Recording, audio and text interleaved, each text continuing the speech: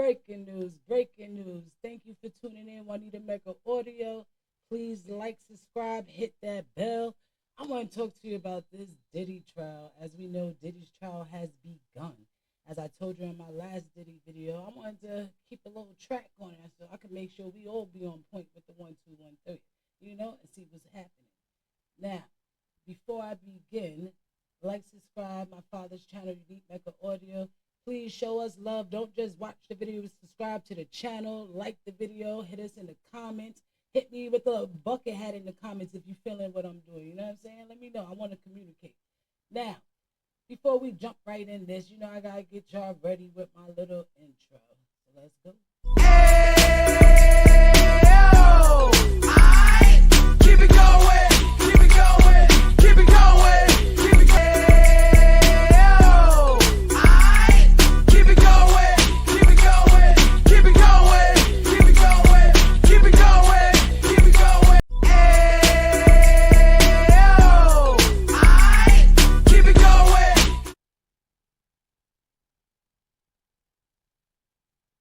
All right, y'all. Let's get right back in this.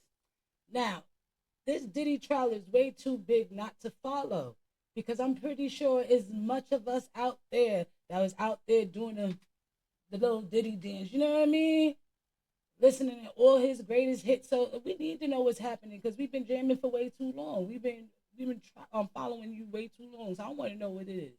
Let me know in the comments what you think and how this is going to go. As I know, everybody came in there. I'm talking about everybody and their mama want to look at this. I'm very upset though, but as we know, federal trials, we're not going to be able to see that. So it's a lot of drawings and a lot of speaking of others. But let's jump right into this. Well, too, you have all of Diddy's children, with the exception of his youngest daughter, Love, were inside that courtroom. So that includes Quincy Brown, Justin Combs, Christian Combs, Delilah Combs, Chance Combs, Jesse Combs. Chance's mother was inside that courtroom. Diddy's mother was inside that. Let me know what you think his youngest daughter, Love, wasn't there for, because she's not even really going to understand what's being spoken about. So I want to know, do you think that the baby moms was there? Like, what's going on? Is she believing what's happening, or she been through it and she just don't want to see the truth? Let me know what y'all think in the comments. That courtroom. The daughter of Diddy's youngest daughter was inside that courtroom, and then you have the twins' caregiver, who is also best friends with Kim Porter. Yeah, you see old boy in the back right here is always that one. He said, yeah, I'm about to be on camera today. I ain't even mad at him, though. Do what you do. As well, too. So a lot of people were inside that courtroom as well, for just opening statements, just to get this jury selected, because it went down from 43 to 18 today. And so a lot of people were inside that courtroom. It was body to body. And what can you expect? It's Diddy's first day of trial. So this was, just a little bit of what we were expecting today. But it's crazy out here. And I will encourage everybody to check out what you're posting on X, Twitter. Because earlier today you actually posted that you saw Rodney Lil Rod Jones, one of the first people to sue Sean Combs. He was outside the courthouse. We were always expecting who would end up showing up during the course of this trial. Talk to us about the jury. Who is this jury? What can you tell about how they're reacting so far to opening statements? I mean, NBC has reported you have one juror who's a 69-year-old male, another juror who's a 31-year-old male, another one 51-year-old male. You have a 42-year-old female, and they have different numbers to them. But now you heard all them ages this man just said. Come on now, I'm pretty sure a lot of them ages. I don't know about that 69. But all them other ages, I'm pretty sure they know about Diddy and his music and they follow. You think that's going to be a good or a bad thing for Diddy when it comes all down to it? Let me know. But what are you determining based on the jury? What's the makeup, and how are they positioning? How are they reacting to the opening statement so far? Yeah, well, kind of a hard question to answer, I should say, just because of where I was sitting inside the gallery. It was really hard to kind of see each and every single one of their faces when both sides were presenting opening statements. But what I did see from being inside that gallery was some people jotting notes, some people just very much intently. I know that ain't supposed to be Diddy. This is supposed to be Diddy? Stop it. How they got that man looking like that? They could have had a better person draw his picture. Now, as I keep saying, I still have not seen a mugshot of P Diddy Combs. Have you? I'm not saying it's a conspiracy or anything, but you don't think that's a little funny? Old boy been gone for how long, and we still ain't see an actual mugshot? And now I'm looking at these bogus drawings that's supposed to be Diddy? I'm confused. But let me say this though. He know he's not completely innocent on certain things. So for you to be facing basically up to life and all this, and they try to give you 5 years, and you want to take that, my faith's strong too, homeboy. But if I know I did wrong, I'm going to take whatever the lowest deal I could get, because at the end of the day, I'm supposed to be sitting here serving some type of time, apparently. You know what I mean? And I refused when I was going through my case. I refused to go to trial. For what? I ain't about to sit in front of mad people and have this person, especially the prosecutor, the way he was already on me, big black glue. He was already new to this, you know what I mean?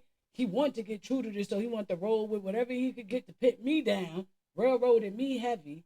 So I'd be damned if I was going to sit in anybody's trial for anything. For what? I fought that case for 2 years on the street. Yes, Lord. I only did 2 weeks before I actually got sentenced and did time. I only did 2 weeks in the county.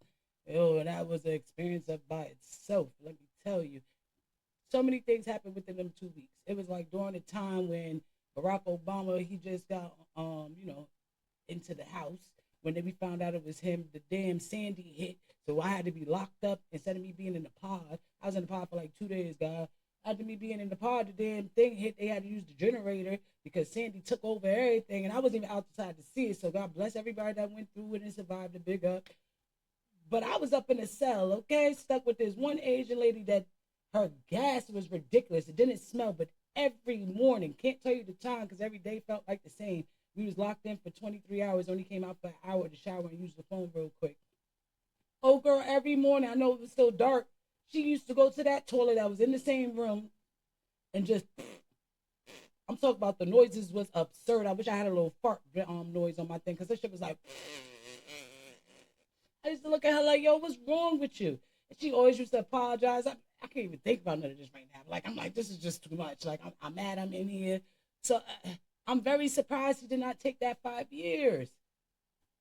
Come on, what y'all think? You think he should have took the 5 years, or you think he did what he thought he was supposed to do and go ahead and do this trial? And you really think that they're going to believe or want, you know how much money they got to pay for this trial, number one? Diddy's high profile, number two. Do you really think they're going to want this man to walk and don't get nothing? And do you think it'll be less than the 5 years that he could have had? Let me know in the comments what you think. Listening to both Emily Johnson for the prosecution as well as Tony Garagos for the defense. But as far as the makeup goes, I kind of just took their jury numbers and compared them to the notes that I took last week when I was here for jury selection. You have one who's a scientist, one whose brother is a security guard. He knew Diddy was arrested but didn't know the charges. You have one person who's part of a union job. He works for the Department of Corrections. Another person who is now retired but previously used to work at Verizon.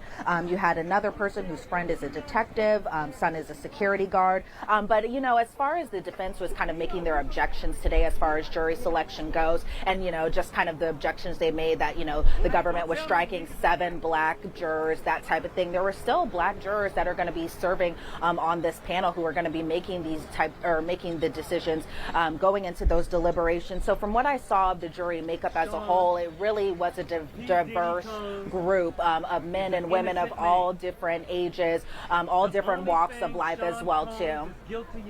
So I'm gonna we hear some commentary. Yo, you see no boy in the black. Only thing Diddy is guilty of is being a black man. He's an innocent man. Yo, I love our people. I'm just gonna say that I love my people.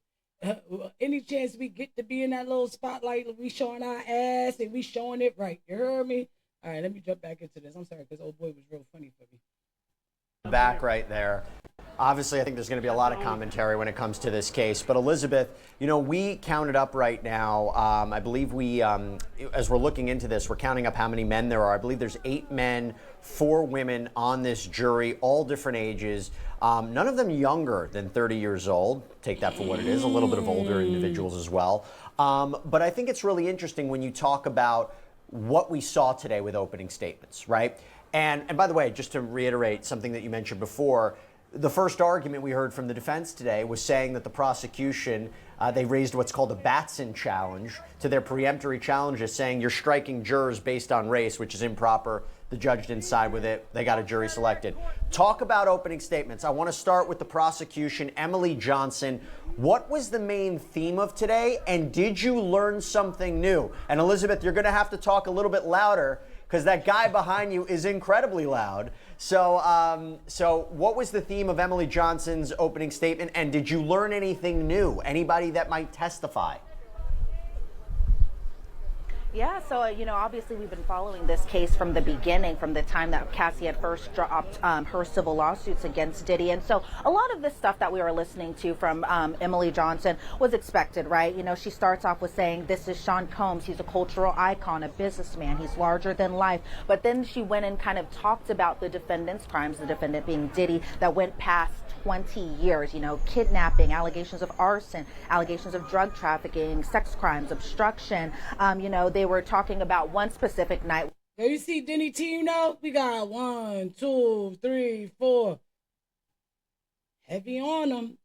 Heavy on the team. He better make sure he's doing what he's supposed to do since he ain't take that plea. Where the defendant was on the hunt for girlfriend Cassie. So I was pretty surprised there that they just went out of the gates and already had just named her. I was assuming when she were going to be taking the stand, that's when the jurors would know her name, and that's when she would be introduced as, you know, alleged victim number 1. But the government came out and just automatically just named her. You know, they talked about the incident where Diddy found out Cassie was seeing another man, and that Diddy took his gun and his bodyguard, and Diddy threatened to allegedly kill this man that Cassie was with. You know, Emily Johnson talked about how he had beat Cassie so brutally that he also had to take control of her. He kept videos of Cassie sleeping with escorts and threatened to use them against her. These are the types of things we had already known. Yo, let me say this though. I did see, now I don't know if this is true, so I'm going to say allegedly, because I can't see how somebody will allow somebody else to do this to them and you didn't want it to be done. But I will say allegedly, I actually read that the twin Combs, Diddy's daughters, they actually walked out the courtroom when I believe a male stripper was on the dang stand talking about how Diddy was masturbating as he was doing it to Cassie, was doing it to her. And he even wanted and watched the stripper pee in Cassie's mouth. Now, this is allegedly, because this is some outrageous stuff to me. Tell me what you think about that. If you believe that to be true, if you can see that even happening, because I might just bite a thing trying to pee in my mouth. You understand what I'm trying to say? So I'm trying to figure out, you remember what's that movie? Was it Sugar Hill? Where the old boy tried to stick his thing in her mouth and she be like, she know that thing. And I'm not like a mug, and I got some big pretty whites. I'm off that thing. You understand me? So I'm really trying to understand, how did this happen? And it wasn't even, this is not what it was wanted to happen. Like, what drugs did he put them on, or was they on by themselves? Like, you tell me in the comments what you think, because that thing had me tripping. And that's what makes me feel like his daughter should not have even been sitting in that courtroom. Regardless if this stuff is true or not, you know you shaking in your boots, because you know you got something out there. There's something out there. And there's somebody out there going to be talking and spilling all the tea on you. And you know they started hard and heavy. And we just began. What did he expect?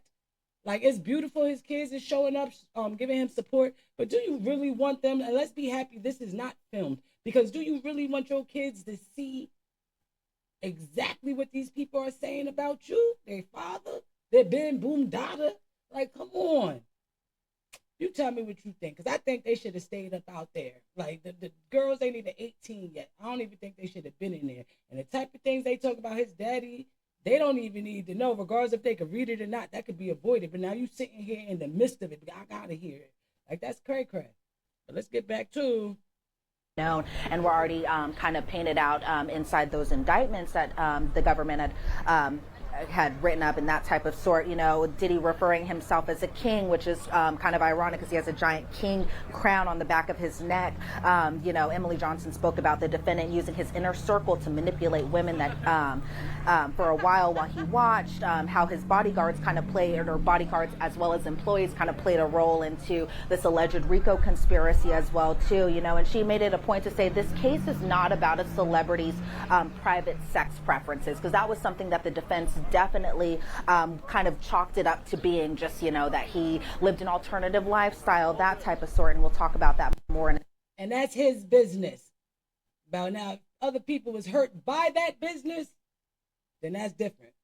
But who cares if that man liked the pee or the poom poom? That's not our business. A second, while there has been a lot of reports about victim 3 and where her whereabouts are or anything like that, the defense didn't talk about alleged victim number 3. Instead, they kept it pretty short and to the point. They talked about Cassie. They talked about Jane, who we presume to be the other alleged victim in this case. Yo, y'all let me know in the comments. I'm about to get up out of here, but y'all please let me know in the comments what you think. How do you think this trial's going to go? Do you think that Diddy should have taken the 5-year deal? Because let's be clear, you will reap what you sow sometime within life. It may not be completely what probably should be given to you, but you're going to reap what you sow. And you ain't do all right. What would you have done? Let me know in the comments.